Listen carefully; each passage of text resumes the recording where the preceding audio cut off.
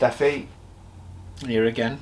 Yeah, it's good to be back in it, mate. Obviously we spent a lot of time with each other these last 2 weeks, and I think I need an holiday just to get over it, Ollie. I know. It's been like, first time ever I've had a 2-week fight week. Few fights, few hours travelling, but we're here. Yeah, We're here.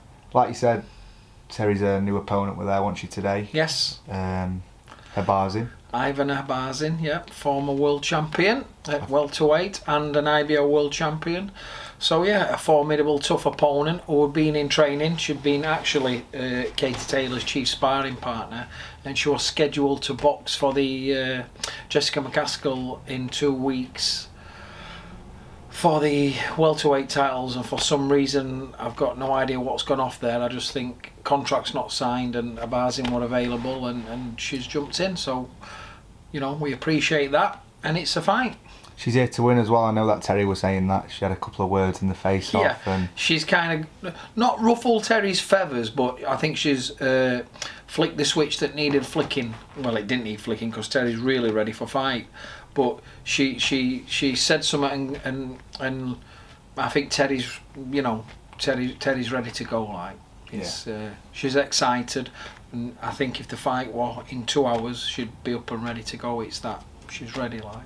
How has it affected her mentally? I know, knowing that she's been the most unluckiest person. She fought all the way. Well, she was sparring. She was heavily training throughout Christmas, and then it's been do you know what? It's been a very long. We started training in November, end of November.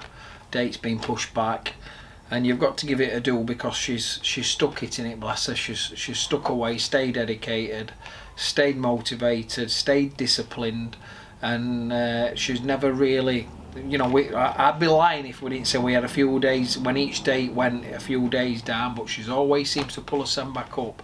She's got a good, Gemma's great for her. She keeps her motivated. When Terry's down, she pulls her back up. They're a great team, and I think very, very for such a young woman, Terry's head very mature. She's very professional. Even last week we had a few tears for 10 minutes. Sunday she was really tired by coming back, little bit drawn, a little bit run down, and I think the realisation of the magnitude of the event and not fighting on it, and to be told hours before we got in the ring that the fight's not happening. But do you know what? I didn't feel sorry for her. I'm like, straight away, my A game, Ed, Terry, we've got to get straight in the gym when we get home. You need a spar, otherwise we're going into a fight with 2 weeks way out of spar. So she got the rounds in sparring, straight on Harper Hill. Sun were blazing, it was lovely. She had a fantastic spar, worked uphill, not even blowing, and I think it sucked all the energy back into her. And she was like, yeah, I needed that, and we've had a great week. You've been around us for the last few days. She's in great spirits. Very different to last week because I really think she's focused and really wants to go now. So yeah, I'm very confident. I'm always confident in Terry's ability. I'm looking forward to it. She's still so young as well. I know Eddie, and when I interviewed Eddie, and he said that he thinks that Terry Harper's the nicest person in boxing, and he said that he felt that you and Terry were very loyal to him throughout, obviously, the pushback in fight dates and pull-outs and stuff like that. Do you think overall it was the right decision to probably be loyal with Eddie and stick by the tough? Yeah, Eddie's the same again. Eddie's never done us wrong